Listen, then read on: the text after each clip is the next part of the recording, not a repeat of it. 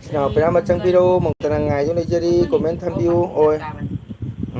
ado mayam support to mayam sa ano ba sinau kana gumo jabu taraga di ngasi ganesh chatuthi ni asida sinau mayam like share subscribe to biramu agi channel sibunung sibiduna jai jai ganeshpati ki jai sinau mayam pura melengsen biro mikum tang wari sanasi awan ngai wari saminasi sinau nung sirbe sinau mayam pung kaya thong hai Kuire khoi bem nang so phang do. Nhà rất là ngon ạ. Jan.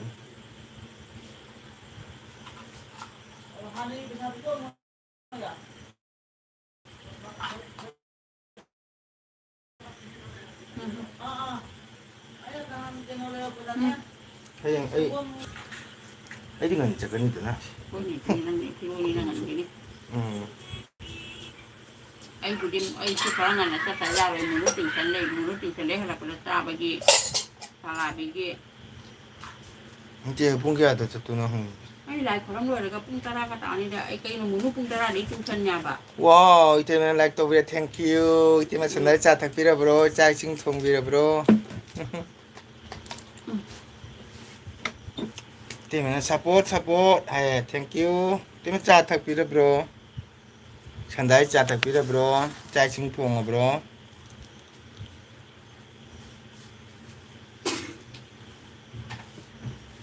간절한 거. 해가 컬러를 그냥 컬러 이거.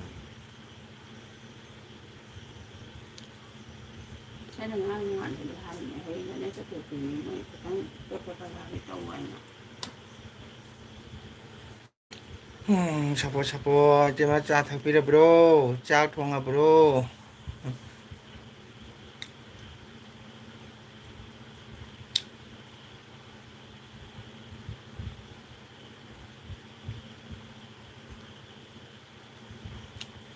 달려오자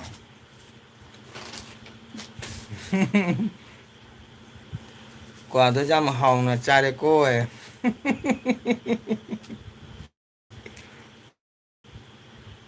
cùi cha được bạn nghe si cha bao nhiêu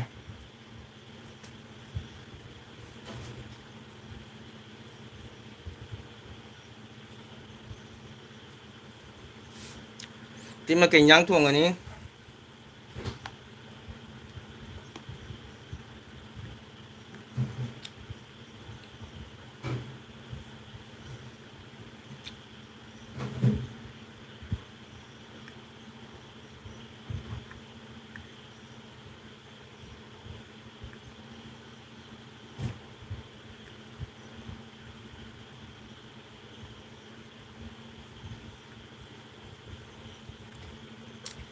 wow ai nào Abhishek lại Hare Krishna हो जा जय कृष्णा अभिषेक कैदौरी हो जी अभिषेक हो जी कैदौरी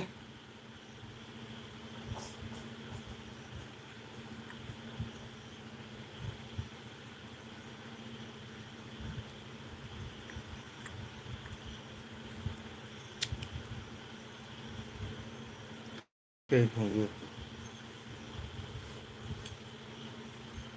Không bao giờ cái thằng là mình một cục thiệt.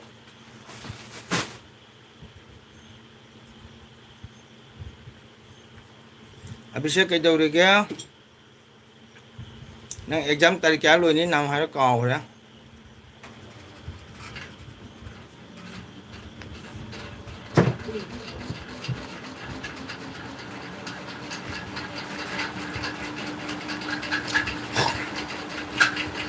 Kamu mau apa lagi kok?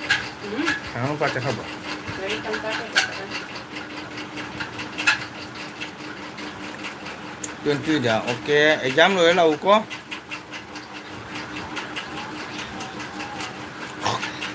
ngon cái số cô hay vậy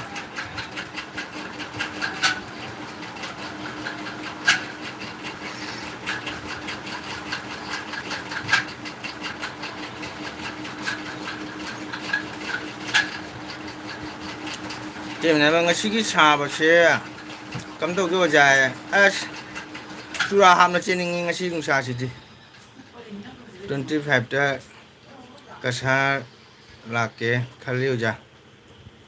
Cachar ꯀꯥꯏꯗ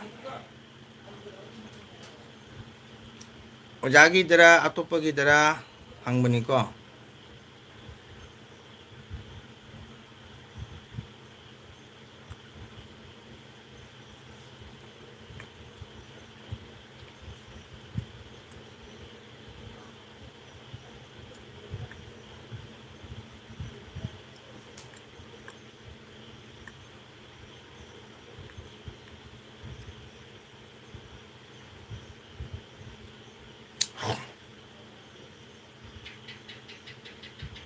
와 웰컴 아비셰 오자나 ngay để chấm ghê nào bu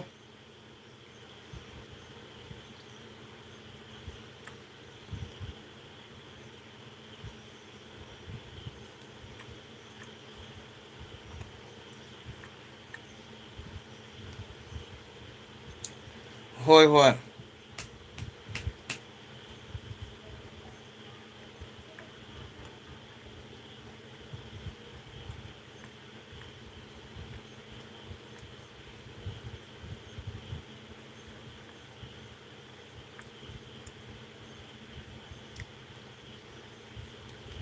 nâng là cái nâng số tầm cái 25 là cái này hai trái đi cọt tràn đó hàng cái đôi vợ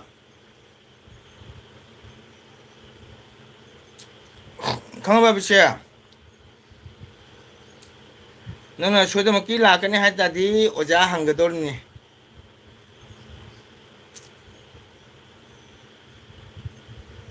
ngasihin nung sa kusa si di hain kan dita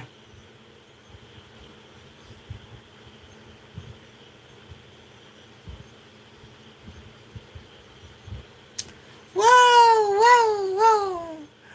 Agi chan pilai Doni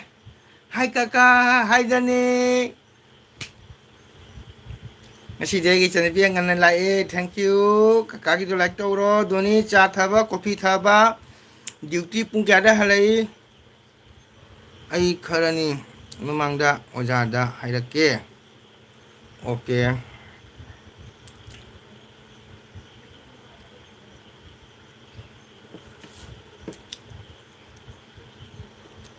thay coffee khangya bai coffee thaknai khangya ba like done thank you Doni ngasi duty chalu pung kya da halai na hawa ni humni chen lakta bada kaka nungai tabana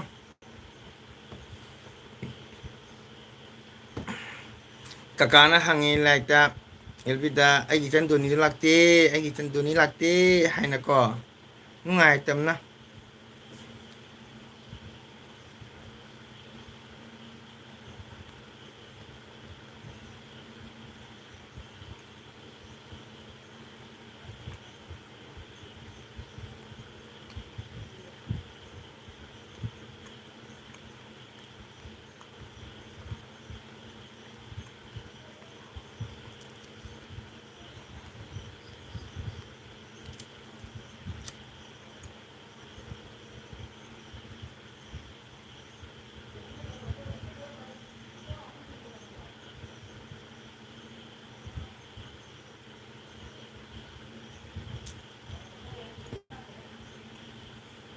si thati da hale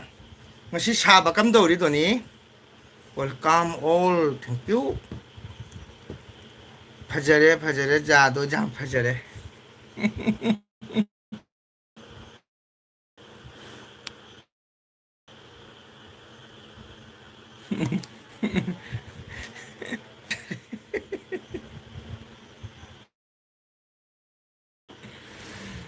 chứ mà chắc không hợp bó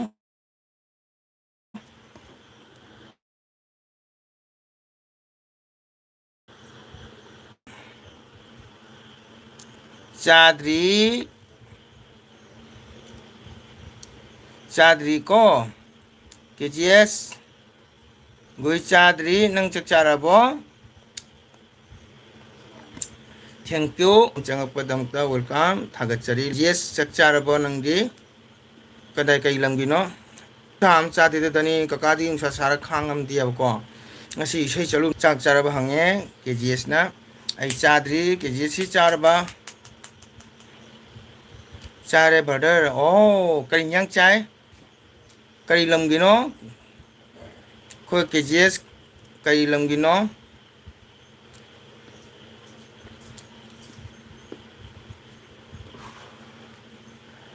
ꯀꯀꯥ KGS two ꯀꯨꯀꯤꯅꯤ ꯌꯦꯡꯉꯣ ꯑꯧ money ꯃꯥ ꯀꯨꯀꯤꯅꯤ ꯃꯥ ꯍꯦꯛ ꯆꯪꯉꯛꯏꯀꯣ ꯃꯤ ꯑꯁꯤ ꯃꯥꯟꯅꯗꯦꯗꯅ ꯑꯐꯕ ꯃꯤꯁꯨ ꯂꯣꯏꯅ ꯂꯩ ꯑꯩꯈꯣꯏ ꯃꯩꯇꯩꯗꯁꯨ ꯑꯐꯕꯁꯨ ꯂꯩ ꯐꯠꯇꯕꯁꯨ ꯂꯩ ꯑꯗꯨꯅꯤ ꯃꯥꯛ ꯑꯩꯉꯣꯟꯗ ꯍꯦꯛ ꯆꯪꯉꯛꯏꯀꯣ ꯑꯗꯨꯅꯤ ꯎꯝ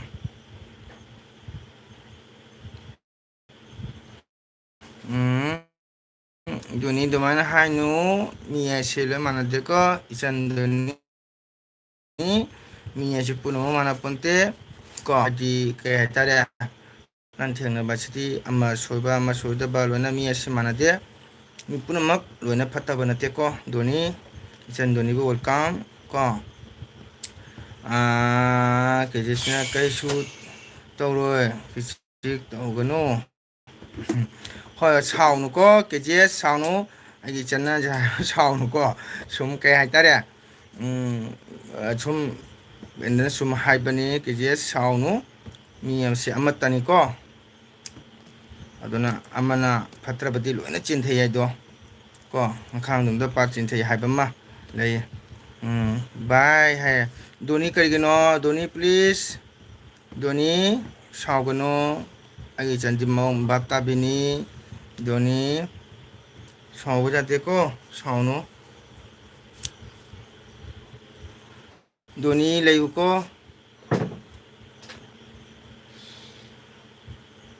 okay okay thank you KGS thank you welcome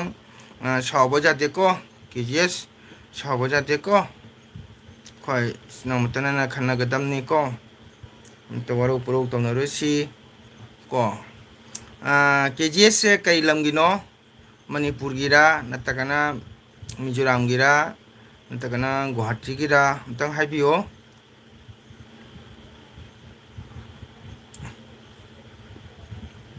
KGS ꯀꯩ ꯂꯝꯒꯤꯅꯣ ꯑꯝꯇꯪ ꯍꯥꯏꯕꯤꯌꯨ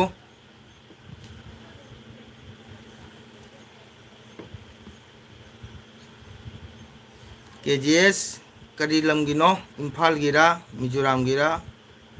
ꯀꯩ ꯂꯝꯒꯤꯅꯣ ꯁꯨꯝ ꯍꯥꯏꯕꯤꯌꯨ ꯑꯩꯒꯤ ꯅꯨꯡꯁꯤꯕ ꯏꯆꯟ ꯙꯣꯅꯤ ꯀꯀꯥ ꯂꯩ ꯁꯥꯎꯒꯅꯨꯀꯣ ꯃꯤ ꯑꯁꯤ ꯃꯥꯟꯅꯕ ꯅꯠꯇꯦ ꯃꯤꯖꯣꯔꯥꯝꯒꯤ ꯋꯥꯎ ꯊꯥꯒꯠꯆꯔꯤ ꯃꯤꯖꯣꯔꯥꯝ ꯃꯐꯝꯗꯤ ꯈꯪꯗꯦꯀꯣ ꯑꯩꯈꯣꯏꯒꯤ ꯏꯌꯥꯝꯕꯁꯤꯡ ꯂꯩꯕꯅꯤ ꯑꯩ ꯃꯐꯝꯗꯤ ꯍꯥꯏꯕ ꯉꯝꯖꯗ꯭ꯔꯦ ꯑꯗꯨꯕꯨ ꯃꯥ ꯍꯧꯖꯤꯛꯇꯤ ꯊꯣꯛꯂꯕ ꯀꯩꯅꯣꯝ ꯇꯧꯔꯦ ꯀꯣ ꯁꯤꯜꯆꯔꯗ ꯂꯩꯔꯤꯕ ꯀꯩꯗꯧꯔꯤ ꯑꯗꯨꯅꯤ KGS ꯍꯧꯖꯤꯛ ꯀꯔꯤ ꯖꯣꯕ ꯇꯧꯔꯤ KGSꯇꯤ ꯍꯧꯖꯤꯛ ꯀꯔꯤ ꯖꯣꯕ ꯇꯧꯔꯤ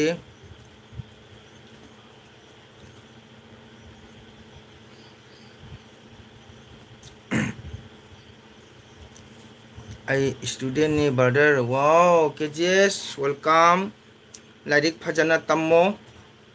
ꯀꯣ ꯍꯥꯏꯕꯗꯤ ꯕ꯭ꯔꯗꯔꯅ ꯍꯥꯏꯕꯁꯨ ꯁꯥꯎꯒꯅꯨ ꯀꯣ ꯑꯐꯕ ꯃꯤ ꯇꯤꯟꯅꯒꯗꯕꯅꯤ ꯃꯤꯒ ꯑꯃꯒ ꯐꯨꯅꯔꯒ ꯃꯤ ꯂꯣꯏꯅ ꯆꯦꯟꯊꯕ ꯀꯣ ꯑꯗꯨꯅ ꯍꯥꯏꯗꯤ ꯌꯦꯛꯅꯕ ꯂꯥꯟꯊꯦꯡꯅꯕ ꯍꯥꯏꯁꯤꯗꯤ ꯃꯐꯝ ꯃꯐꯝꯗ ꯁꯨꯝ ꯇꯧꯅꯩ ꯑꯩꯈꯣꯏꯁꯨ ꯄꯦꯟꯗꯦ ꯑꯩꯈꯣꯏꯁꯨ ꯅꯨꯡꯉꯥꯏꯇꯦ ꯀꯣ ꯅꯣꯏꯒꯤ ꯀꯨꯀꯤ ꯏꯆꯤꯜ ꯏꯅꯥꯎꯁꯨ ꯁꯤꯔꯤꯕꯅꯤ ꯃꯩꯇꯩ ꯏꯆꯤꯜ ꯏꯅꯥꯎꯁꯨ ꯁꯤꯔꯤꯃꯤ ꯃꯅꯨꯡꯗ ꯑꯟꯗꯔꯁꯇꯦꯟꯗꯤꯡ ꯈꯤꯇꯪ ꯐꯪꯒꯗꯕꯒꯤ ꯇꯧꯕꯅꯤꯀꯣ ꯀꯀꯥꯁꯦ ꯀꯩꯗꯧꯔꯦ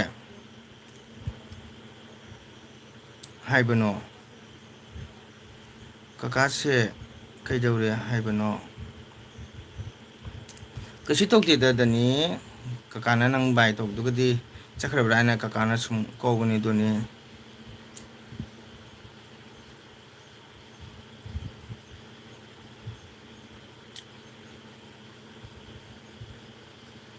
ꯃꯌꯥꯝ ꯁꯞꯄꯣꯔꯠ ꯇꯧꯕꯤꯌꯨ ꯏꯆꯤꯟ ꯏꯅꯥꯎ ꯃꯌꯥꯝ ꯙꯣꯅꯤ ꯀꯩꯁꯨ ꯇꯧꯗꯦ ꯀꯣ ꯑꯗꯨꯝ ꯅꯪ ꯕꯥꯏ ꯇꯧꯗꯣ ꯀꯀꯥꯅ ꯆꯠꯈ꯭ꯔꯕ꯭ꯔꯥ ꯍꯥꯏꯅ ꯀꯀꯥꯅ ꯅꯨꯡꯉꯥꯏꯇꯅ ꯀꯧꯕꯅꯤ ꯁꯨꯝ ꯂꯩꯌꯨꯀꯣ ꯃꯥ KGSꯁꯦ ꯏꯁꯇꯨꯗꯦꯟꯅꯤ ꯂꯥꯏꯔꯤꯛ ꯇꯝꯃꯤ ꯀꯣ मिजोराम गिनी कुकी वसु कुकी पुनो मानते को ai saunu doni please ai chandi maram mokpini lai lai su haibini ko chan saugunu kakana haise kakadi kaitare chan doni tai ko kakadi pi ngai de su kaka saubasu sawe jamti saude ko sum jarim khadi ai mi puno makal oi jana ba challe kakagi channel da su ko man ko gi kuki chinau singa thina ngang pa jawre adubu kaka comment hande ko mak maitei oibaduda sauningna sum pen da ngang pa ogani ai sum phajana haiki wahai wangang phajau ko mi ase chamana banate amaga amaga nusina daga mi punama taina ba tawganu wahai wangang phajaba tammu haina ai sum answer pikhi ko aduna aigi chan donisu maramopi lairik laisu haibi aigi channi kakana hak pokminaba chandumaina khanbani ko aduna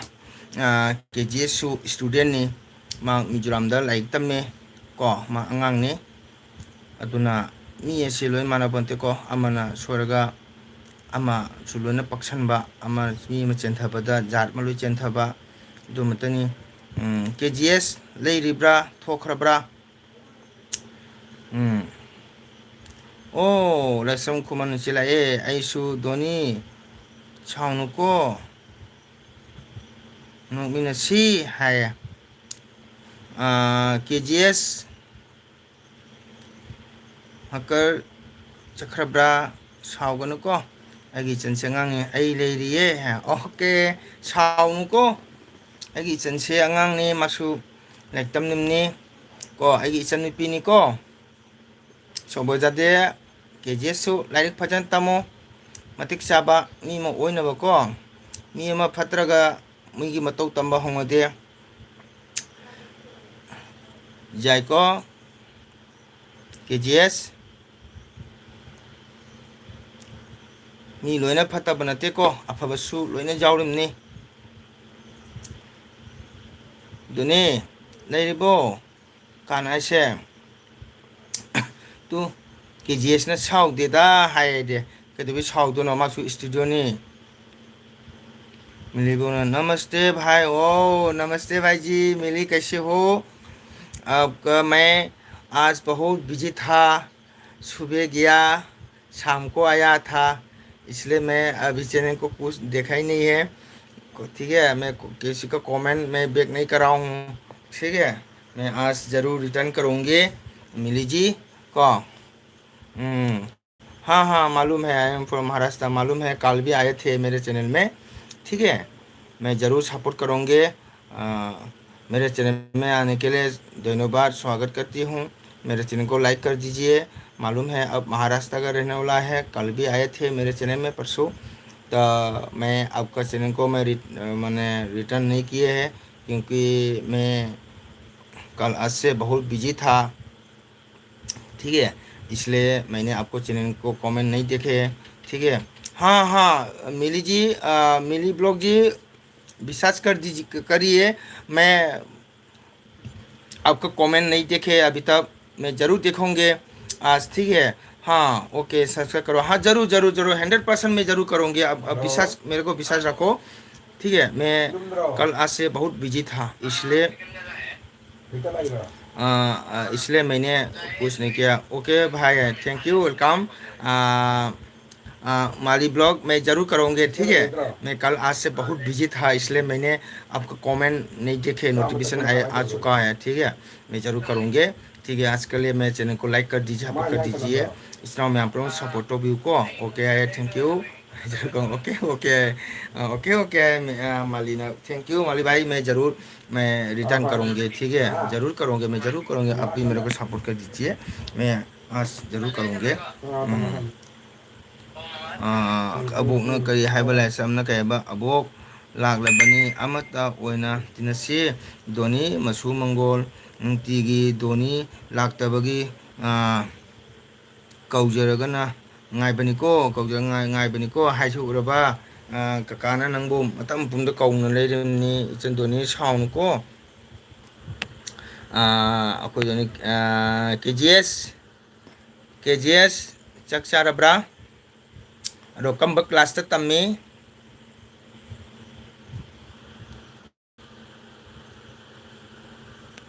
KGS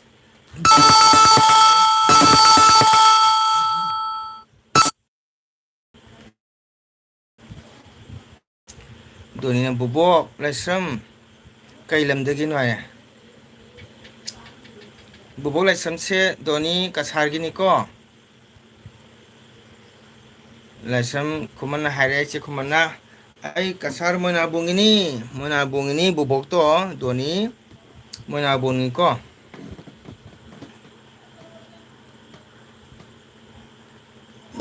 KGS ꯊꯣꯛꯈ꯭ꯔꯕ꯭ꯔꯥ ꯑꯩꯈꯣꯏ ꯕꯨꯕꯣꯛ ꯏꯆꯦ ꯈꯨꯃꯟ ꯆꯥꯛ ꯊꯣꯡꯉꯕ꯭ꯔꯥ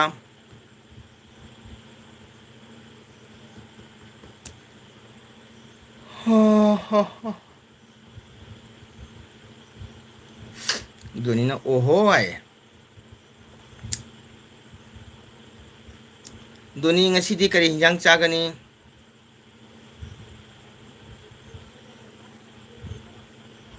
ꯗꯣꯅꯤ ꯏꯁꯨꯅ ꯀꯥꯏꯒꯤꯅꯣ ꯍꯪꯉꯛꯏ ꯑꯩꯒꯤ ꯏꯆꯟ ꯗꯣꯅꯤꯗ ꯏꯆꯦ ꯔꯥꯏꯁ꯭ꯔꯝ ꯈꯨꯃꯟꯅ ꯗꯣꯅꯤ 이슈ꯅ ꯀꯥꯏꯒꯤꯅꯣ ꯍꯥꯏꯅ ꯍꯪꯉꯛꯏꯕꯀꯣ ꯑꯁ ꯁꯥꯏꯗꯤ ꯁꯣꯐꯥꯗ ꯐꯝꯕꯁꯤꯁꯨ ꯕꯪ ꯕꯪ ꯁꯥꯏ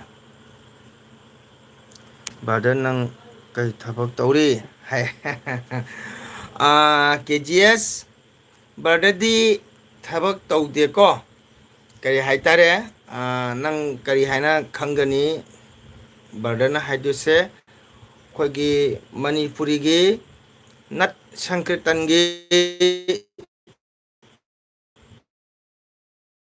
ꯁꯛꯄꯅꯤꯀꯣ ꯗꯣꯅꯤꯅ ꯍꯥꯏꯔꯦ ꯃꯅꯤꯄꯨꯔꯒꯤꯅꯤ ꯕꯨꯕꯣꯛ ꯍꯥꯏꯔꯦ KGSꯅ ꯕ꯭ꯔꯗꯔ ꯅꯪ ꯀꯔꯤ ꯊꯕꯛ ꯇꯧꯔꯦ ꯍꯥꯏ ꯕ꯭ꯔꯗꯔꯗꯤ ꯊꯕꯛ ꯇꯧꯗꯦꯀꯣ ꯒꯣꯔꯃꯦꯟ ꯖꯣꯕ ꯇꯧꯗꯦ ꯀꯣ ꯑꯩꯈꯣꯏ ꯃꯩꯇꯩꯒꯤ ꯅꯠ ꯁꯪꯀ꯭ꯔꯤꯇꯟꯒꯤ ꯑꯣꯖꯥ ꯑꯣꯏꯀꯣ ꯏꯁꯩ ꯁꯛꯄ ꯑꯣꯜ ꯀꯁꯥꯔ ꯑꯁꯥꯝ ꯀꯣ ꯂꯣꯏꯅ ꯆꯠꯂꯦ ꯑꯗꯨꯅꯤ ꯑꯗꯣ KGSꯇꯤ ꯀꯝꯕ ꯀ꯭ꯂꯥꯁꯇ ꯇꯝꯃꯤ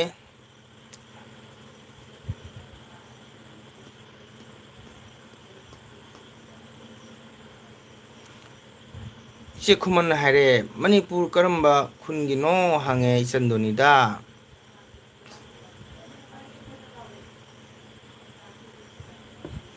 ꯊꯧꯕꯥꯜꯅꯦ ꯕꯣꯛ ꯍꯥꯏ ꯑꯣ ꯑꯩ ꯏꯆꯟ ꯗꯣꯅꯤꯅ ꯊꯧꯕꯥꯜꯒꯤꯅꯤ ꯍꯥꯏꯈ꯭ꯔꯦ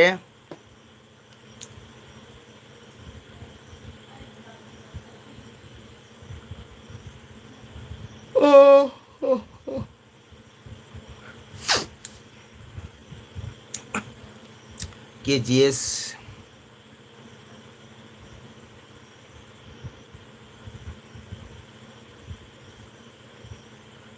KGSꯅ ꯀꯩ ꯍꯥꯏꯕ ꯑꯩ ꯕꯥꯅꯦ ꯕ꯭ꯔꯗꯔ ꯍꯥꯏꯕ ꯑꯩ ꯕꯥꯅꯤ ꯕ꯭ꯔꯗꯔ ꯍꯥꯏꯕꯗꯤ ꯑꯣ ꯑꯣꯀꯦ BAꯅꯦꯕ ꯋꯥꯎ BA ꯇꯝꯕ ꯑꯣꯀꯦ BAꯅꯦ ꯐꯖꯅ ꯇꯝꯃꯨ ꯀꯣ ꯂꯥꯏꯔꯤꯛ ꯐꯖꯅ ꯇꯝꯃꯨ ꯏꯁꯇꯨꯗꯦꯟ ꯑꯃ ꯑꯣꯏꯔꯕꯗꯤꯀꯣ ꯏꯁꯇꯨꯗꯦꯟ ꯍꯥꯏꯕꯁꯤꯗꯤ ꯃꯔꯝ ꯃꯣꯛꯀꯗꯕꯅꯤ ꯕꯦꯕꯥꯔ ꯗꯤꯁꯤꯄ꯭ꯂꯤꯟ ꯅꯥꯏꯅ ꯆꯠꯀꯗꯕꯅꯤ ꯀꯣ brother you are too good thank you KGS ꯏꯁꯇꯨꯗꯦꯟ ꯑꯃ ꯑꯣꯏꯔꯕꯗꯤ ꯗꯤꯁꯤꯄ꯭ꯂꯤꯟ ꯕꯦꯕꯥꯔ ꯅꯥꯏꯅ ꯆꯠꯀꯗꯕꯅꯤ ꯀꯣ ꯂꯥꯏꯔꯤꯛ ꯐꯖꯅ ꯇꯝꯒꯗꯕꯅꯤ ꯃꯇꯤꯛ ꯆꯥꯕ ꯊꯕꯛ ꯖꯣꯕ ꯑꯣꯏꯔꯛꯀꯗꯕꯅꯤ ꯑꯣꯐꯤꯁꯥꯔ ꯑꯣꯏꯔꯛꯀꯗꯕꯅꯤ KGS ꯀꯣ ꯂꯥꯏꯔꯤꯛ ꯐꯖꯅ ꯇꯝꯃꯨ ꯃꯤ ꯑꯃ ꯐꯠꯇ꯭ꯔꯒ ꯃꯤ ꯂꯣꯏꯅ ꯐꯠꯇꯕ ꯅꯠꯇꯦ ꯀꯣ ꯑꯗꯨꯅ ꯂꯥꯏꯔꯤꯛ ꯇꯝꯃꯕꯗꯤ ꯂꯥꯏꯔꯤꯛꯀꯤ ꯃꯒꯨꯟ ꯔꯦꯁꯄꯦꯛ ꯇꯧꯔꯒ ꯆꯠꯀꯗꯕ ꯗꯤꯁꯤꯄ꯭ꯂꯤꯟ ꯅꯥꯏꯅ ꯆꯠꯀꯗꯕꯅꯤ KGSꯕꯨ ꯊꯦꯡꯛ ꯌꯨ ꯊꯥꯒꯠꯆꯔꯤ ꯊꯧꯕꯥꯜꯒ ꯆꯦꯛꯀꯣꯟꯒ ꯂꯥꯞꯅꯕ꯭ꯔꯥ ꯍꯪꯉꯦ ꯗꯣꯅꯤꯅ ꯍꯥꯏꯔꯦ ꯌꯥꯝ ꯂꯥꯞꯇ꯭ꯔꯦ ꯕꯣꯛ ꯍꯥꯏꯔꯦ ꯑꯣꯀꯦ KGS BA ꯇꯝꯃꯦ KGSꯀꯤ ꯐꯥꯗꯔ ꯀꯔꯤ ꯖꯣꯕ ꯇꯧꯔꯤ ꯑꯗꯨꯒ KGSꯀꯤ ꯏꯆꯤꯟ ꯏꯅꯥꯎ ꯀꯌꯥꯅꯣ KGSꯀꯤ ꯐꯥꯗꯔ ꯀꯔꯤ ꯖꯣꯕ ꯇꯧꯔꯤ ꯏꯆꯟ ꯗꯣꯅꯤꯅ ꯍꯥꯏꯔꯦ ꯌꯥꯝ ꯂꯥꯞꯇ꯭ꯔꯦ ꯕꯣꯛ ꯍꯥꯏꯔꯦ ꯊꯧꯕꯥꯜꯒ ꯆꯦꯛꯀꯣꯟꯒꯁꯦ ꯀꯣ ꯑꯗꯨꯝ ꯇꯥꯗꯤ ꯇꯥꯔꯦ ꯆꯠꯇꯤ ꯆꯠꯇ꯭ꯔꯤ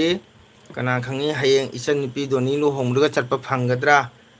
ꯍꯥꯏꯕꯝ ꯈꯪꯗ꯭ꯔꯦ ꯂꯥꯞꯅꯕꯅꯤꯅ ꯃꯥꯅ ꯏꯝꯐꯥꯜꯗ ꯑꯩꯈꯣꯏꯅ ꯀꯁꯥꯔꯗ ꯍꯌꯦꯡ ꯏꯆꯟ ꯗꯣꯅꯤꯒꯤ ꯂꯨꯍꯣꯡꯕꯁꯤ ꯌꯥꯎꯕ ꯐꯪꯒꯗ꯭ꯔꯥ ꯐꯪꯉꯣꯏꯗ꯭ꯔꯥ ꯈꯟꯕꯗ ꯌꯥꯝ ꯋꯥꯏ ꯃꯥꯅ ꯏꯝꯐꯥꯜꯗ ꯑꯩꯈꯣꯏ ꯀꯁꯥꯔꯗ ꯑꯩꯗꯤ ꯑꯍꯥꯟꯕꯗ ꯌꯥꯝꯅ ꯋꯥꯈꯜ ꯅꯨꯡꯉꯥꯏꯔꯝꯅꯦ ꯈꯪꯗ꯭ꯔꯦꯗ ꯗꯣꯅꯤ ꯏꯆꯟꯒꯤ ꯂꯨꯍꯣꯡꯕꯗ ꯀꯀꯥꯕꯨ ꯌꯥꯎꯕ ꯐꯪꯒꯗ꯭ꯔꯥ ꯐꯪꯉꯣꯏꯗ꯭ꯔꯥ ꯈꯪꯗ꯭ꯔꯦꯅꯦ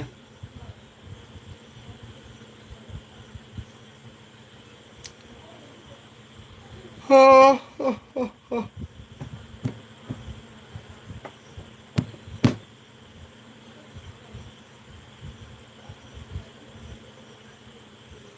ꯑꯣ ꯑꯣ ꯑꯣ ꯍꯥꯏ ꯀꯩꯅꯣ ꯑꯣ ꯍꯥꯏ ꯈꯜꯂꯝꯅꯦ ꯏꯆꯟꯒꯤ ꯂꯨꯍꯣꯡꯕꯁꯤ ꯌꯥꯎꯕ ꯐꯪꯒꯗ꯭ꯔꯥ ꯐꯪꯉꯣꯏꯗ꯭ꯔꯥ ꯍꯥꯏꯅ ꯈꯟꯕꯗ ꯅꯨꯡꯉꯥꯏꯇꯦ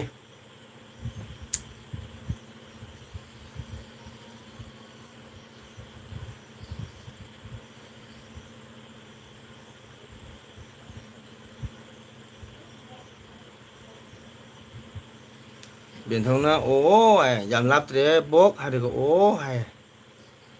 ꯑꯗꯨꯅꯤ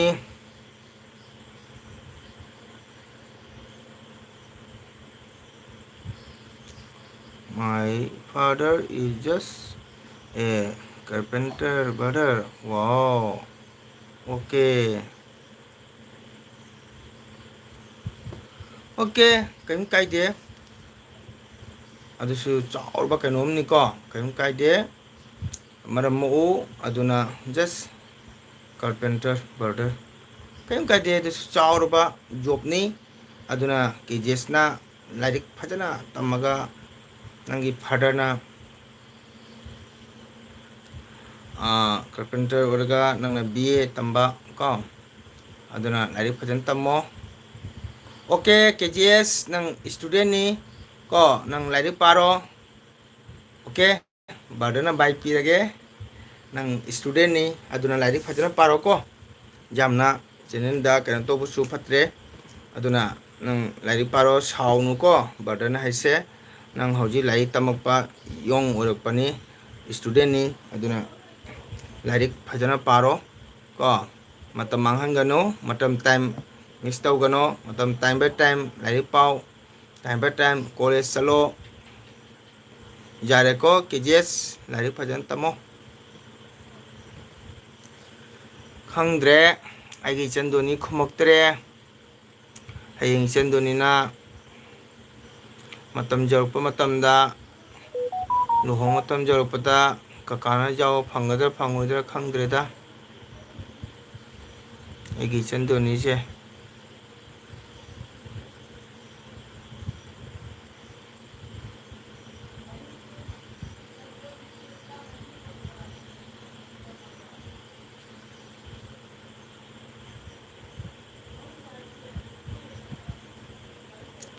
ꯗꯣꯅꯤ ꯂꯩꯔꯤꯕꯣ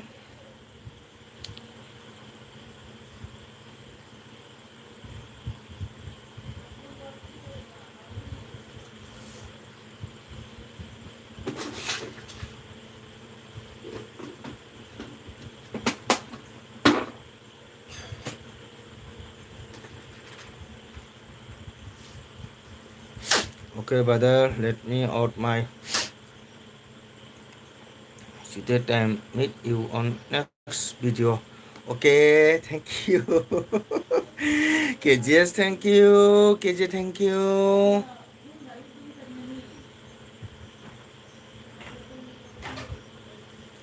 Okay, KGS, ꯂꯥꯏꯔꯤꯛ ꯐꯖꯅ ꯇꯝꯃꯨ. Next ꯃꯇꯝꯗ ꯑꯃꯨꯛ ꯁꯨꯝ ꯎꯅꯁꯤ. ꯀꯣ, ꯂꯥꯏꯔꯤꯛ ꯐꯖꯅ ꯇꯝꯃꯨ. ꯍꯌꯦꯡ ꯃꯤꯖꯣꯔꯥꯝꯗ KGSꯅ ꯃꯇꯤꯛ ꯆꯥꯕ ꯃꯤ ꯑꯣꯏꯔꯒ IAS ꯑꯣꯐꯤꯁꯥꯔ ꯑꯣꯏꯌꯨꯀꯣ. ꯐꯥꯗꯔ ꯀꯥꯔꯄꯦꯟꯇꯔꯒꯤ ꯁꯞꯄꯣꯔꯠꯇꯒꯤ. Sorry for your sister Donnie because of me. Okay, no problem. KGS, thank you. Karigi sorry haidano sister jam phabani ko. Jam phabani sister na saudeda nonda nang lan loganu ko. KGS, thank you. Bye bye KGS, bye bye. Lairik phajana pao.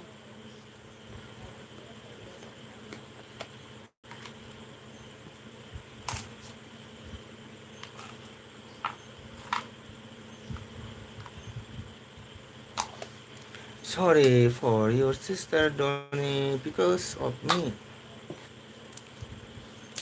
ꯌꯥꯝ ꯅꯨꯡꯁꯤ KGS ꯁꯦ ꯂꯥꯏꯔꯤꯛ ꯇꯝꯕ BA ꯇꯝꯃꯤ ꯃꯄꯥꯅ carpenter KGS ꯀꯨꯀꯤ ꯍꯥꯏꯕ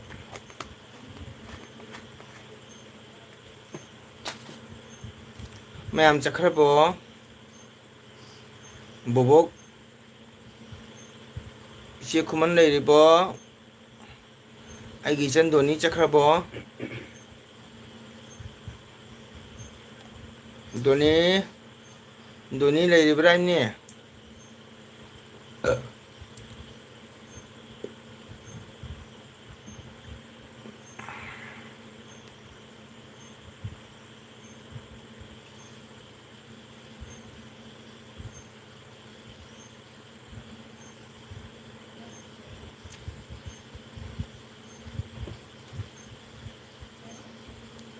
그만라 아이슈 돈이기 람버 밤이네 아복띠 năng 밤거니 미 뿜뿜하게 한 노래가 까리기 미가 와이 산도나 르샤비 ngang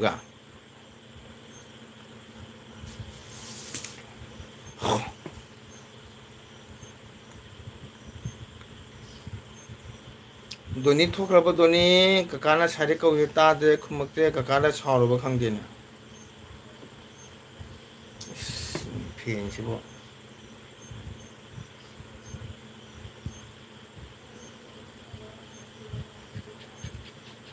작은 동전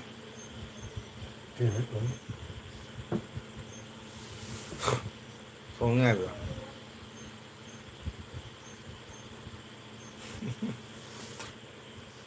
그냥 뿡 khai tài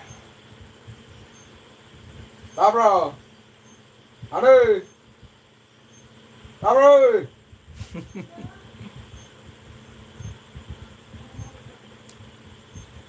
폰도 웅그래 매암 착하버 돈이 착하버 sắp thua rồi kìa cái đến chắc là những ai lại cái mâm mà gần ngay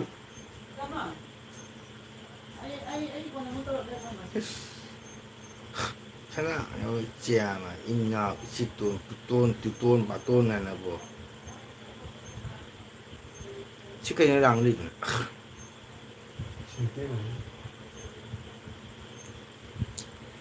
cây nó mẹ em tụi mình này ấy đồ ní chắc khá mà đấy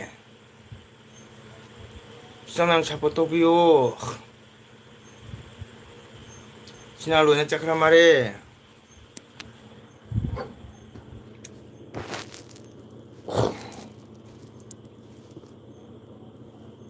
xin alo chắc khá bố mẹ em ngã tăng thì sắp bắt đầu bio mô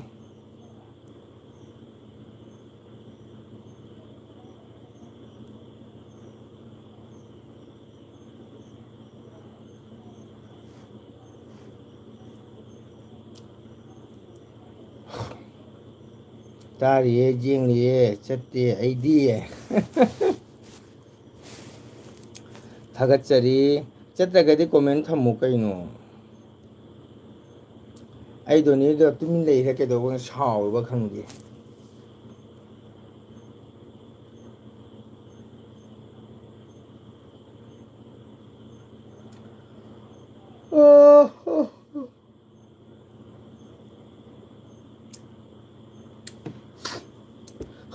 이때 막 그리 양통도 이게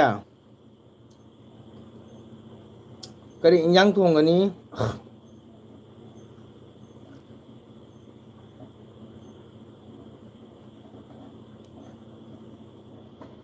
이제 그만 토크라보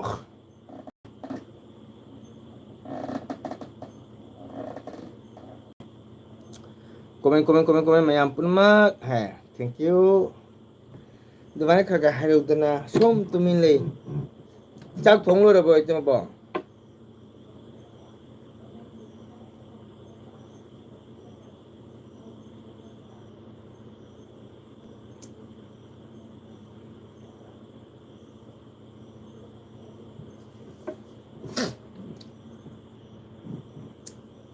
nga thongge tawrio ja as la pulang nge da nga pan bada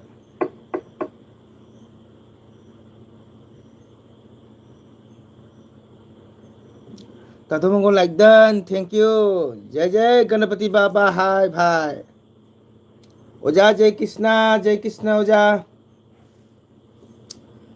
अखो जाबू थागतरी अखो ओजा संदागी करी करी होनबिरगे ओजाबू नर्मदा संदागी करी करी अहाव थुम चारगे ngasiदी गणेश चतुर्थी नुमितनी इचिनाव मयाम पुरम नायेक्तबा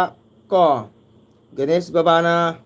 पिना बिरंबा ओरसनु चाकोलमदांगदा अवाना पुरम कोम बिबो ओरसनु आई town दे लई वाओ आई खांगेबा लेरमनेबा कना कना नो टाउन दा अबुंगो गरो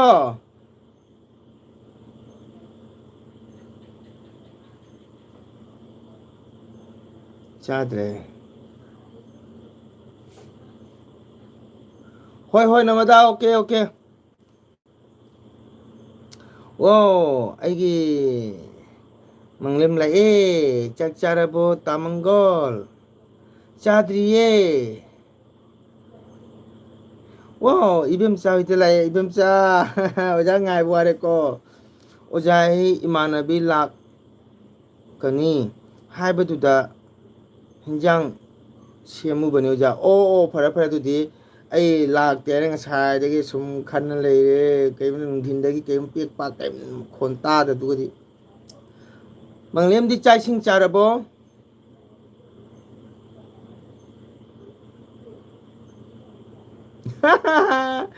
इति नाइबा एलबी थाबिरिबा ओजाबुसु गणेश बाबाना नेट पिबि ओरसनु हो ओजरगे दा चारबो लाइसमना चाद्रिये लाइसम चारबो नंग चारबो इस्लाम प्रम लाइक तोबिरमु चाद्रि तामंगल हाय करी हिंजांग थोंगी मंगलेम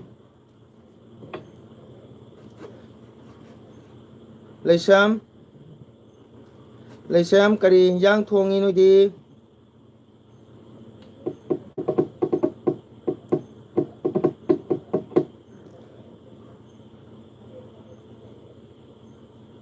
मंगलेम है भाई इरांग करीम तादब्रो तामंगल अस इरांग दी ताबदा नुंगाइते मंगलेम इरांग दी ताबदा दाम नुंगाइते थमो जाम पेंदे चाद्रिदा तामंगल मंगलेम जाम नुंगाइते अरांग पुरेन अरांगबम अहन आरके जामुंगो जाम नुंगाइते खंद्रेदा मंगलेम खंद्रेदा करी हाइगदोमनो उपाय लेत्रेदा ngasi디 강수 짜선네 통에 아이수 숨 누아이다나 정락번이 아두니 빔 짜잠 누아이때 아쿠기 마니푸르기 이세세피 이마나비 포스타 서마나 탕글레 마이 비디오다 왜나 우레 레키다버수 우레 막나 힝닝기 아르게 야몽 아랑범나 깔링이다 거 깔링이기 마키 그노슬로는 우레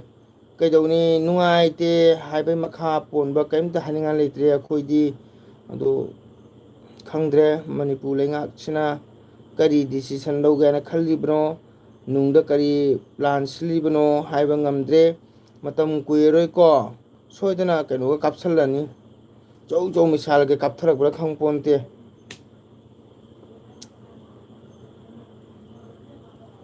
अदो दुक चौ मणिपुर सरकार सिबो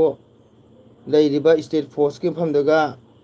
कनो दोनगा लेत्रबरा हाबा मीना कापसलैदुबो येंगनबगी सुम टाउन नोंमै पाइना सुम लेरबा सिनिदा ओजा मसु कोइबा लोरगा मसुगी एलबीदा चंगबिरके ओ कोइ क्याम कोइ दुर्गा पूजानी ओके बेमचा नंग नमानबी लाकने हाइबनिना फरेदा पथारो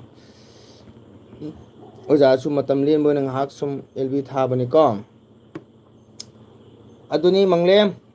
नुंगाइते अखोइसु को नुंगाइते हाइसे उपाय लेते हनिंगाय अदो मसीदी पुनमसे मणिपुर सरकार दा लेरे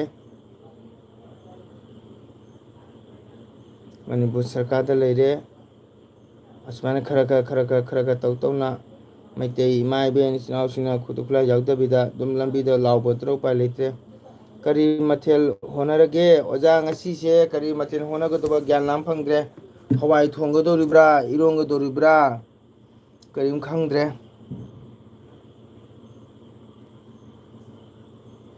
이신호 ਮੈਮ 라이크 또비라모 라이크 이뱀자 라이크 또비라모고 오자기디 करी मथेन होनगनी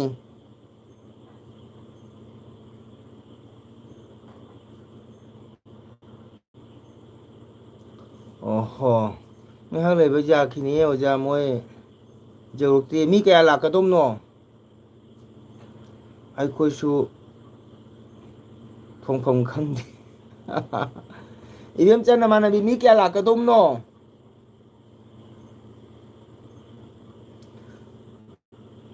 इबेम चो इमानबी मी कया लाकदोमनो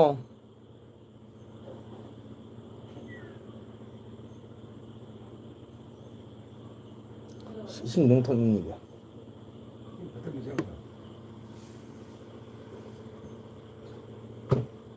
कना थैबा अजमान ला थैरे कना ला थे मसु कमेंट ससर पारो ममित कोयेंग जेंगना लेक्चर तौना लेगनु सानबा ओंदना खोयमु ओंबा होनदना लेगे नुमिदांग से चानिंगदे ओके तरा कैबे तरा लाकनी मैतई मतरो इबेमचा नंगी वारम निदो मितरागे चांगयांग मथेन होनबदा नुमिदांग से चानिंगदे ओजा चरा हे मदे फतेको तन अमा तोसु चाबियो चाक चखोम तो चाबियो इबेमचा मितराई चाक लामनंग वारम निको मैतई मचा मतरा हाइबा मित्रा दो अदुदि ओजा वाम तंग हाइगे मित्रा लादी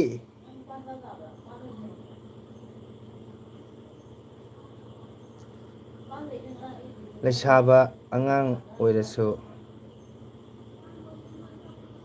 इसु नुपागी लौरसु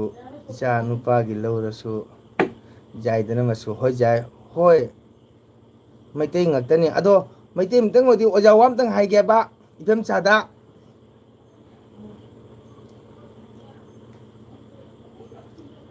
वादी ओजा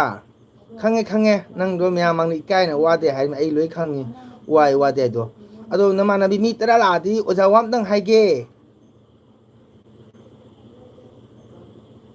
इबेम चो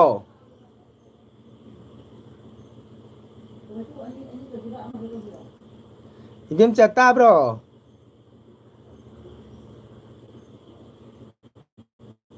तंचारसु चाक चादरदी हैनदे ओ ओके अदुदि दा चागुम चखोम चाबिरो चरा हेमदि फते ओजा हजिकी मतम सिनदि अनाबा मोमो लाकुसिना को आइगादि थारानिदा कौबदा तारिबो तारबो ताब्रो कौवे मसुदी इसु नुपिदा करी हाइना कौगे मसु आइदी तारिबो कौदेदा इबो राइसम सनाई बेमो कदाई लेगे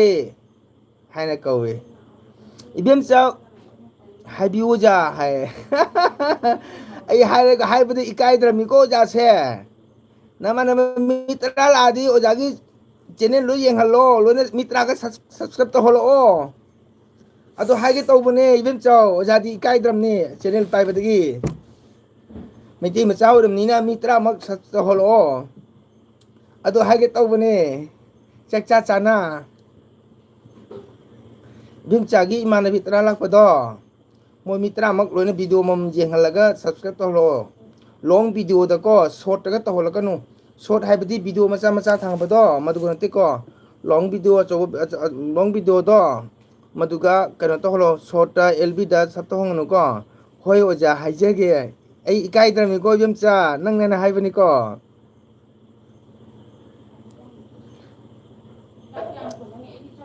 हा विधि नोंदम्बसे इसे अमता सकपिरो ओजा जाम ताजनी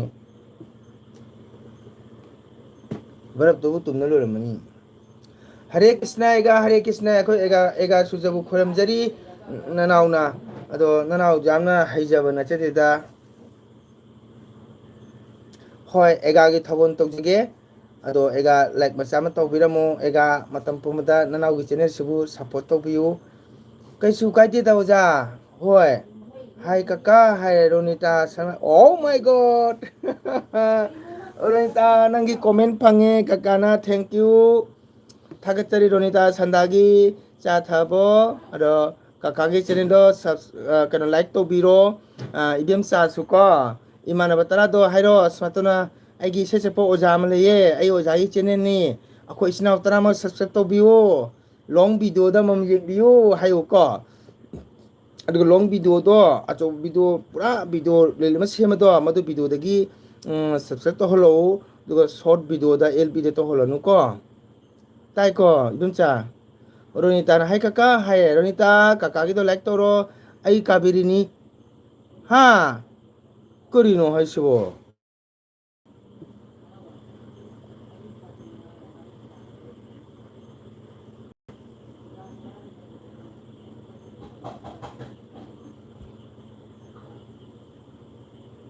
ngarang Ronita blog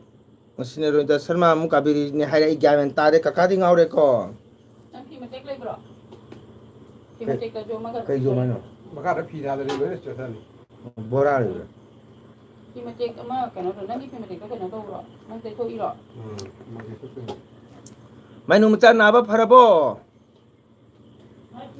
like macha ma to biyo akhoi aga su ja su akhoi aga su like to biyo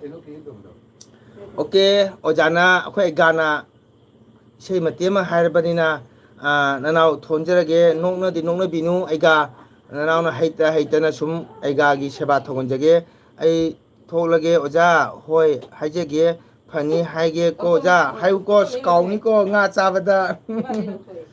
nga chabada kauni ko namana tara do subscribe to holo ado khara phare wow mainu macha like to ro akhoi ga su like to biramo ado akhoi gana isei mate ma haye ado aiga gi haiba matungina aiga gi thogon macha ma tawjage sibo sibo Mita thùng bát mita phi đó cái nó tàu là cái này cái mita cho năng giàu có phi ra akhoi aiga na khara phare cho thay thế mi mà tôm tàu chỉ có phải là cái khara phare ado akhoi ga su jona na mate ba taninge ado ai thonjage aiga le biri bro bye bye oja okay bye bye bemcha kauni ko mitra do akhoi aiga le biri bro lejei okay ga how did he know the man hatre the ko radhagi laim how did he know the man cậu jadi oja thank you Jamsa Itang how did he know the man hatre the call radhai live how did he know the man Mapokaya rakipame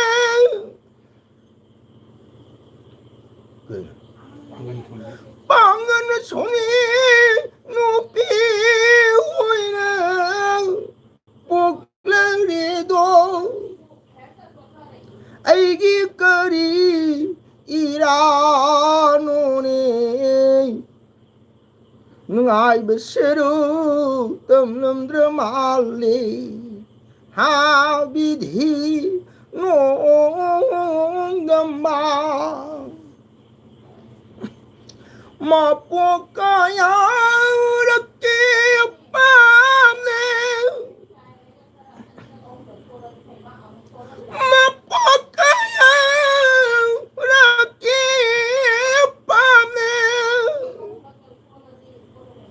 Mangal soni nupi hoina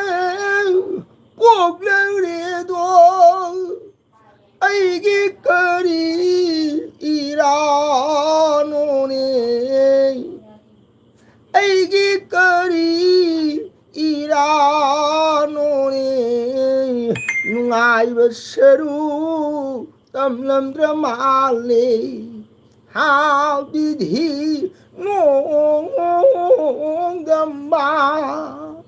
ai biam chana wow oja nahi re hai thank you ega na radhe radhe jam nungai je oja hare krishna ega oja ga haibinu na mongolan sum haibiu na udi oja ma ojadri ko sum oja singi makha da thogol sum haita haita sum thogon chajabani ega bo jamuna de iro nungde song thanu ne radhayi thawai tharagi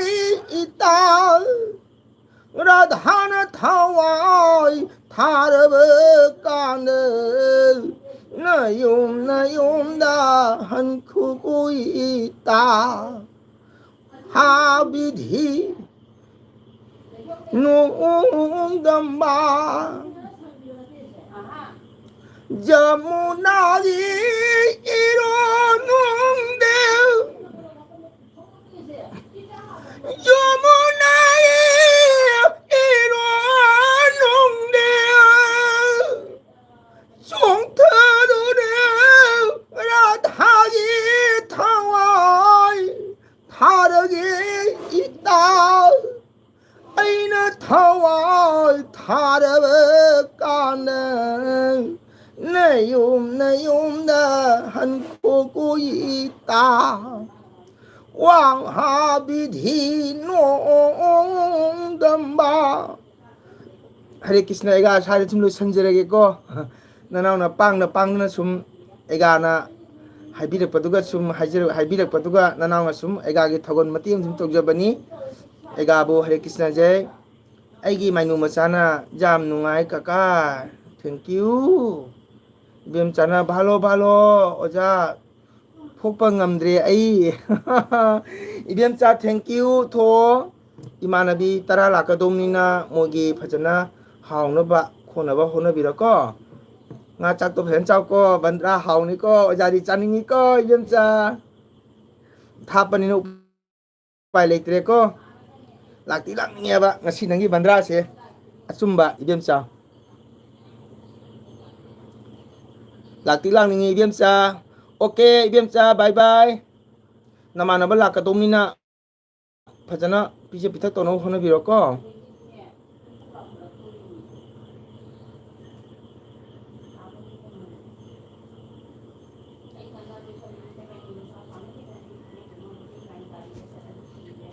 akhoi ga le biribro mayam like to view sino mayam changbire badi like to view support to view ko simtang di aina sino phamda haijari request jari sino mayam support to view cruise naing ayeng mala pong do thong sing ki Hãy subscribe cho kênh Ghiền Mì Gõ chai ayeng hoi oja lao hoi oja mayam bye bye okay bye bye ibem cha bye bye haung cha ro ko jam le cha nu ko nang chapam thon cha ro henjang ganu haum ne bang sidi nga thong boi tumi akhoi ega lingthok pikra bro le biri bro khangdre radhe radhe jam nungai jai oja hai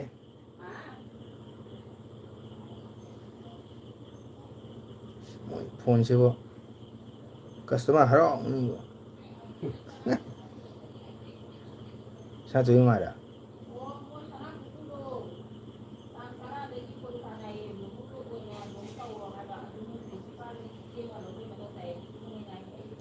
isina me am kai thokrage am ta leitre sikhuman ju thokra mare khoge te ma ju thokra mare ai bontra bugini oja pung togjai oja khara aikhoi oja indramani gi lapado oh khange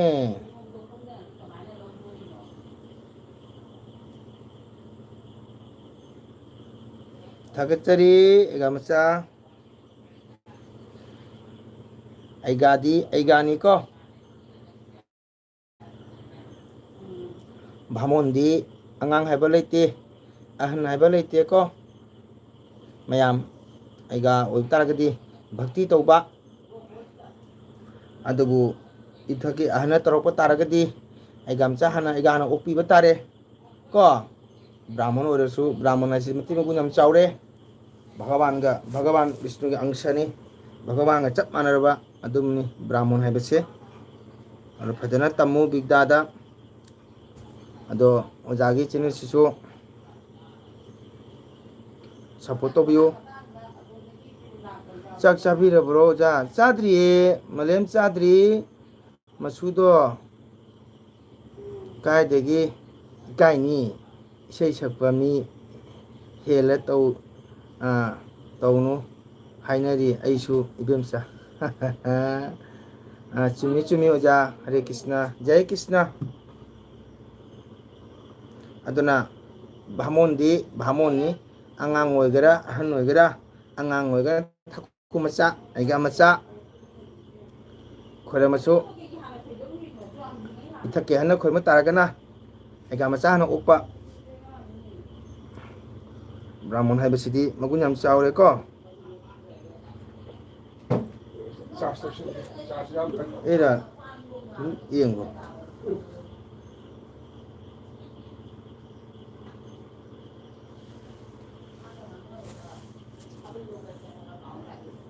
ꯑꯗꯣ ꯍꯤꯟꯖꯥꯡ ꯑꯝꯇ ꯃꯊꯣꯡ ꯆꯥꯔꯣꯏꯗꯕ ꯃꯤꯁꯦ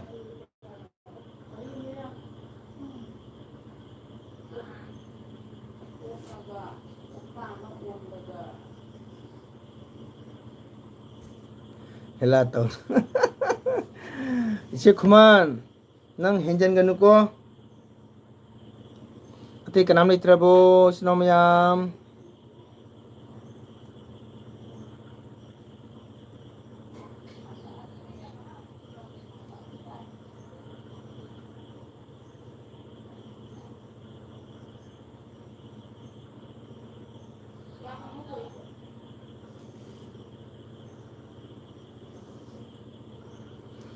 ꯃꯌꯥꯝ ꯀꯅꯥ ꯂꯩ comment support ꯏꯆꯤꯟ ꯏꯅꯥꯎ ꯃꯌꯥꯝ ꯁꯞꯄꯣꯔꯠ ꯇꯧꯕꯤꯌꯣ ꯏꯆꯤꯟ ꯏꯅꯥꯎ ꯃꯌꯥꯝ ꯂꯣꯏ ꯊꯣꯛꯈ꯭ꯔ ꯃꯥꯜꯂꯦ ꯇꯧꯔꯤꯁꯤꯕꯣ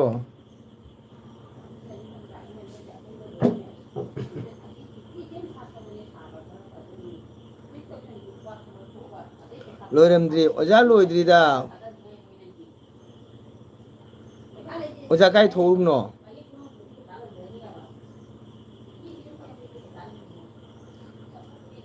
ꯒꯅꯦꯁ ꯆꯇꯨꯔꯊꯤꯅꯤ ꯑꯩꯈꯣꯏ ꯉꯥꯏꯍꯥꯛ ꯇꯨꯃꯤꯟ ꯂꯩꯁꯤ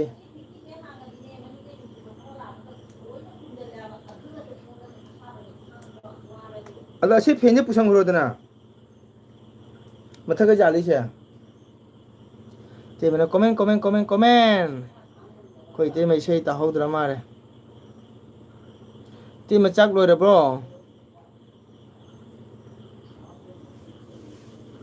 ꯑꯁ ꯃꯌꯥꯝ ꯈꯨꯅꯨꯡꯉꯥꯏ ꯑꯃꯅꯤꯁꯦ ꯕꯔꯞ ꯊꯣꯝꯃꯤꯕ ꯕꯔꯞ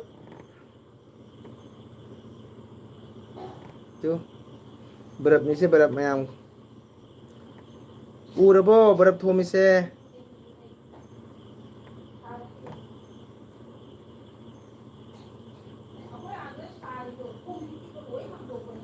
ꯂꯣꯏꯗ꯭ꯔꯤ ꯊꯣꯡꯂꯤ ꯍꯥꯏꯌꯦ ꯏꯇꯩꯃ ꯏꯁꯩ ꯇꯥꯍꯧꯗ꯭ꯔ ꯃꯥꯜꯂꯦ ꯁꯨꯔꯥ ꯀꯣꯃꯣ ꯇꯞꯍꯜꯂꯣ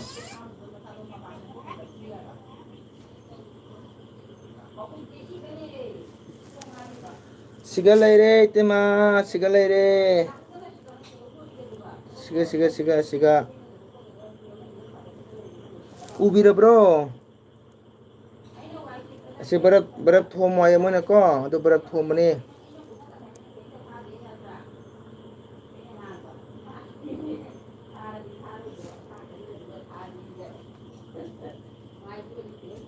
ꯏꯁꯩ ꯇꯥꯍꯧꯗ꯭ꯔꯦ ꯍꯥꯏ ꯆꯤꯡꯁꯜꯂꯨꯗꯅ ꯏꯕꯤꯗ ꯆꯤꯡꯁꯜꯂ ꯇꯥꯎꯗꯅ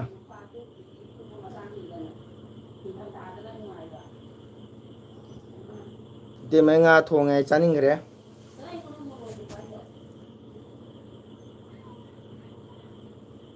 ꯍꯣꯏ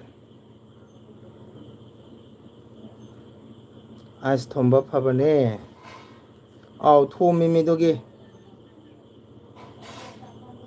ꯈꯔꯥꯅꯤꯅ ꯄꯨꯊꯣꯛꯑ ꯄꯤꯕꯅꯦ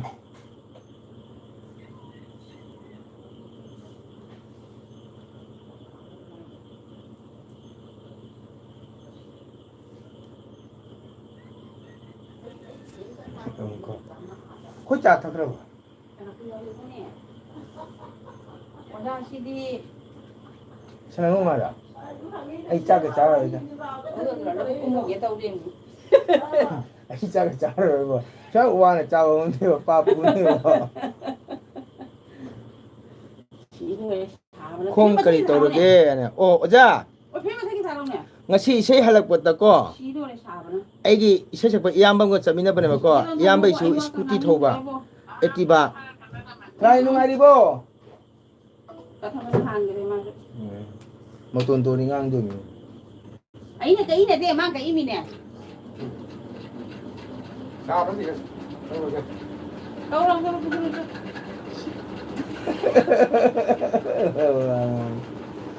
ꯑꯣꯖꯥ ꯉꯁꯥꯏꯗꯣ ꯑꯩꯈꯣꯏꯒꯤ ꯏꯌꯥꯝꯕ ꯏꯁꯩ ꯁꯛꯄ ꯑꯃ ꯆꯠꯂꯦꯕꯀꯣ ꯃꯥꯁꯨ ꯁ꯭ꯀꯨꯇꯤ ꯃꯃꯥꯡ ꯊꯧꯕꯅꯦ ꯑꯣꯖꯥ ꯆꯥꯅꯤꯡꯉꯤ ꯍꯥꯏꯗꯣ ꯄꯤꯔꯕꯅꯤ ꯊꯦꯡꯀ꯭ꯌꯨ ꯑꯗꯣ ꯏꯌꯥꯝꯕꯅꯀꯣ ꯃꯇꯝ ꯊꯨꯡꯀꯥꯟꯗ ꯕ꯭ꯔꯦꯛ ꯐꯥ ꯂꯦꯞꯄꯅꯦꯕ ꯑꯩꯁꯨ ꯃꯥ ꯂꯦꯞꯄꯦ ꯈꯪꯅ ꯈꯪꯅ ꯕ꯭ꯔꯦꯛ ꯐꯥꯅꯅꯦ ꯈꯪꯍꯧꯗꯅ ꯍꯦꯛꯇ ꯊꯣꯝꯖꯤꯟꯕꯅꯦꯕꯀꯣ ꯑꯁꯇꯦ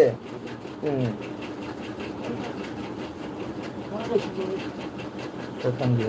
ꯁꯣꯝ ꯈꯜꯂꯨꯗꯅ ꯐꯤ ꯃꯈꯥ ꯆꯪꯉꯨ ꯍꯥꯏꯕꯅꯤ ꯑꯗꯨꯒꯩꯗꯤ ꯑꯣꯖꯥ ꯑꯩꯅ ꯈꯪꯗꯅꯀꯣ ꯈꯪꯅ ꯈꯪꯅ ꯎꯅꯅ ꯀꯛꯍꯧꯗꯅ ꯃꯥꯒꯤ ꯒꯥꯔꯤꯁꯤꯒ ꯐꯨꯖꯟꯕꯅꯦ ꯍꯥꯏꯕ ꯃꯔꯩꯗ ꯎꯞꯁꯟꯅ ꯇꯨꯕꯅꯦꯕ ꯈꯨꯔꯨꯁꯦ ꯐꯨꯖꯟꯕꯅꯦꯕ ꯒꯥꯔꯤ ꯕꯣꯗꯤꯗ ꯃꯥꯛꯇꯤꯅꯦ ꯌꯥꯝ ꯆꯥꯎꯔ ꯗꯣꯁꯥꯅꯤ ꯍꯦꯜꯃꯦꯠ ꯎꯞꯄꯩ ꯈꯔ ꯐꯕꯅꯤ ꯃꯔꯥꯏꯕꯛꯁꯤꯅꯀꯣ ꯄꯀꯥꯔ ꯐꯨꯖꯟꯕꯅꯦꯕ ꯃꯦꯟ ꯔꯣꯗꯠꯇꯨꯒ ꯑꯗꯣ ꯃꯥꯡꯃꯛꯇꯤ ꯀꯔꯤꯝ ꯇꯧꯍꯧꯗ꯭ꯔꯦ ꯑꯩꯗꯤ ꯈꯨꯔꯨ ꯅꯥꯔꯦ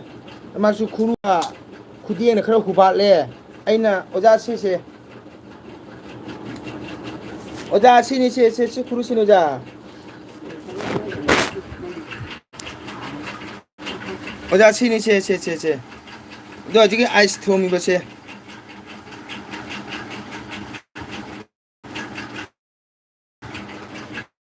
ꯑꯗꯣ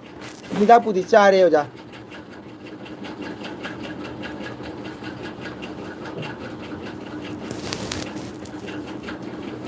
ꯑꯣꯖꯥ ꯃꯁꯨ ꯑꯦꯜꯕꯤ ꯀꯣꯏꯕ ꯍꯣꯠꯅꯗꯅ ꯂꯩꯔꯦꯅꯦ ꯑꯦꯜꯕꯤ ꯃꯄꯨ ꯑꯃ ꯒ꯭ꯌꯥꯟ ꯇꯥꯅ ꯂꯩꯇꯅ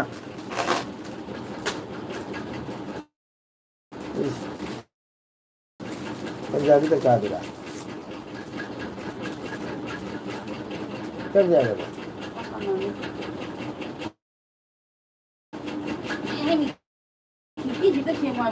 अरे पाखा लगा मुझे मुझे मुझे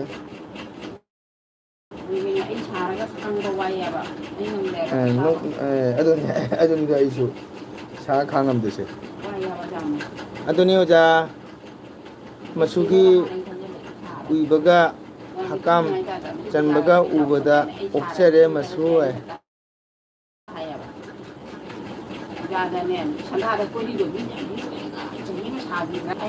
ꯑꯩꯗꯤ ꯂꯩꯔꯣ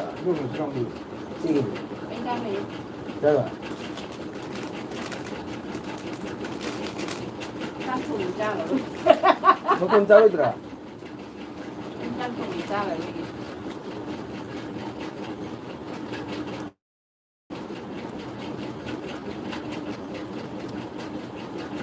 चिक्पा फरबो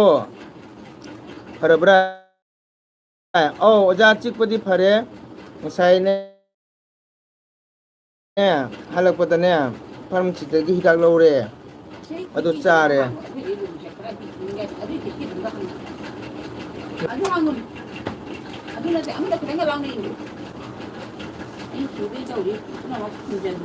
चिक्पदी फरे ओजा हिदाक चारे मुना आइस थों फवत फयेने को आइस थों मिने मुतोने दो मनि नुआई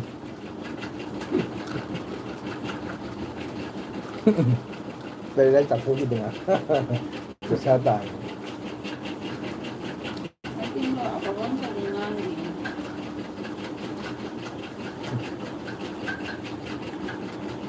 itu botol lem dah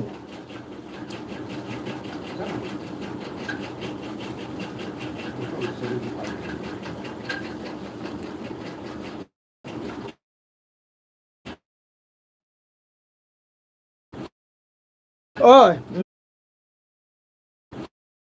ơi ôi ở đây ta sani cái đâu nè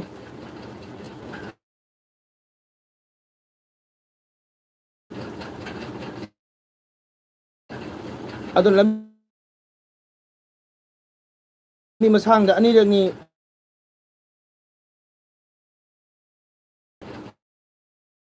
amana akwai fulator bazado lisai macha ama thiengge to ure mana mkhut to hirapata aina thidokpa are ga mu lakhi pu bazada mu mayang musliman hanu lasa koi isinaw wasanare dasani he fataba pumba pugrasanu ong oja Tha đó. sare fis kan ni bro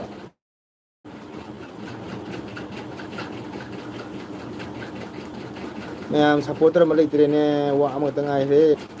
to bi la ki am to tu he le အဲ့တော့ changa to na lai to lo le na yo ko sangi ta man jale mobile shuru ba situ amu sangang ko amu so ngo wetu to ba mobile hi ja tri abi ne ubata khara wa ba siga okay sekhuman talle hai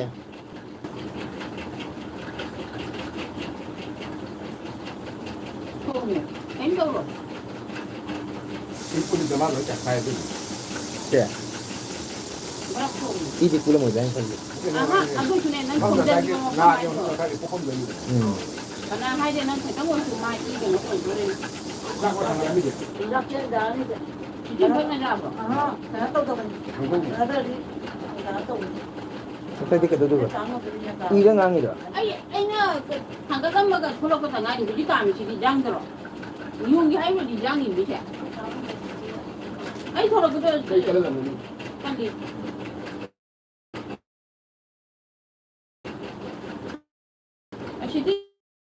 snow mayam support to bio comment tham comment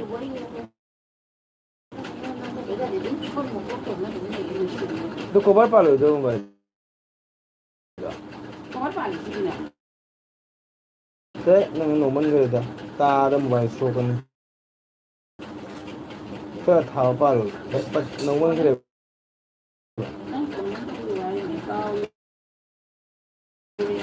lam to mo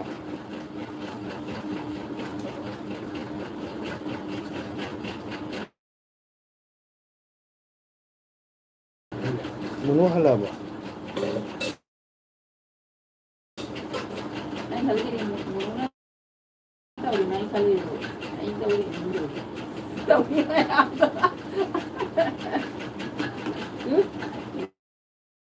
mai đi được rồi anh nó lên không nó lên thì nó sẽ ra khangin hano da jio phai phai an tawraga lona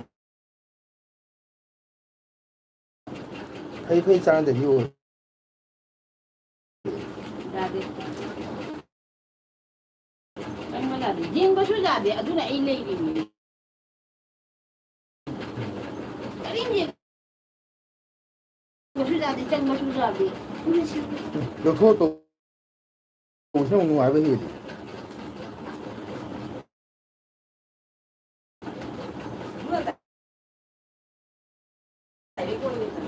ko ne ai asiba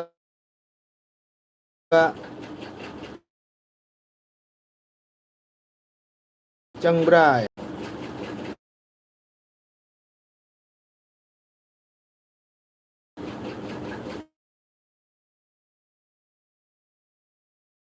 ke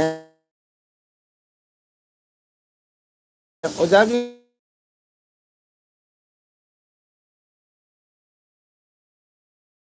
ke ba ai changbra o i asiba oja changhou tre du di na khalei hey ai tu ko pom ai ka mai to ni su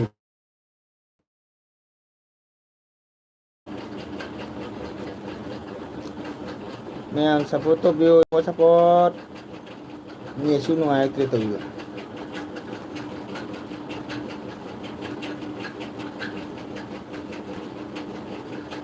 ꯁꯤ ꯇꯛꯅ ꯇꯧꯗꯤ ꯈꯪ ꯅꯥꯔꯤꯁꯦ ꯈꯤꯇꯪ ꯅꯥꯔꯝꯗꯦ ꯑꯗꯨ ꯀꯥꯞꯄꯅꯤ ꯑꯗꯨ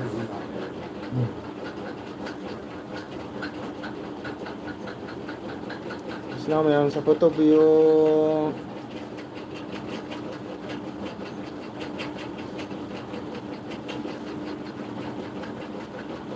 ꯁꯤꯁꯇꯔꯗꯤ ꯒꯅꯦꯁ ꯄꯨꯖꯥꯒꯤ ꯑꯣꯏꯔꯝꯒꯅꯤꯕꯣ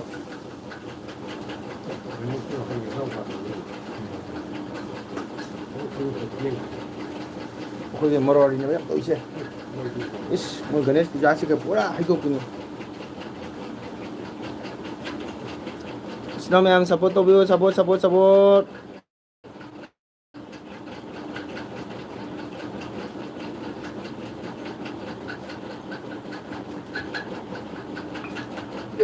그럼 사그래지.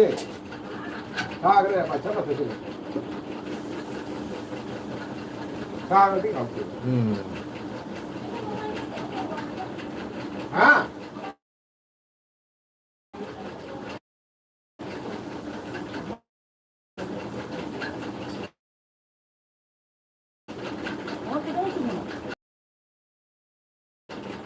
뭐다 됐는데.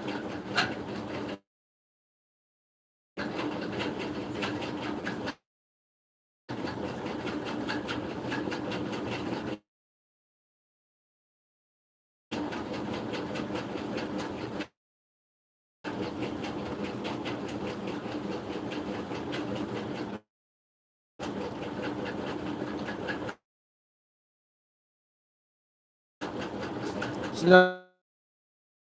ꯏꯅꯥꯎ ꯃꯌꯥꯝ ꯀꯅꯥꯝ ꯂꯩꯇ꯭ꯔꯦꯀꯣ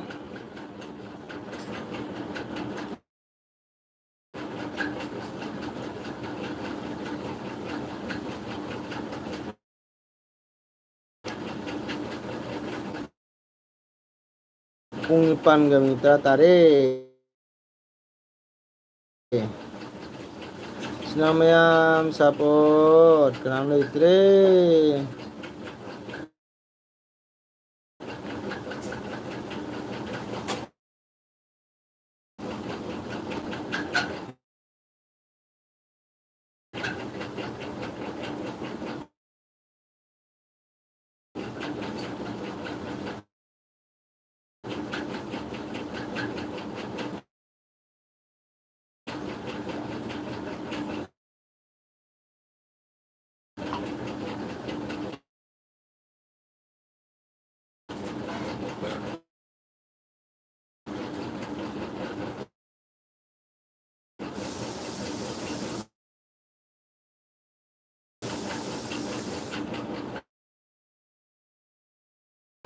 meyam support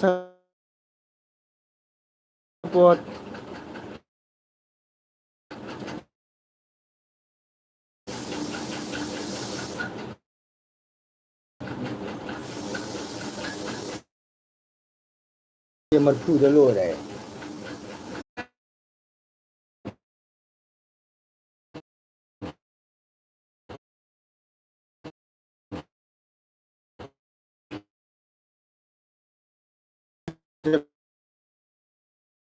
punum talem dia udah pada punya kreasi. Sakin ini untuk buka.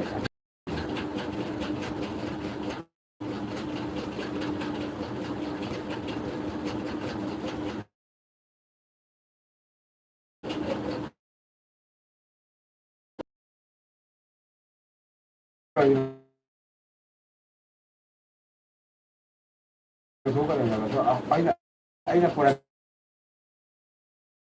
meyam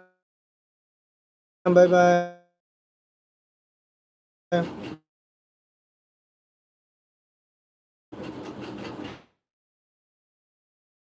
hasilnya juga tuh lagi apa?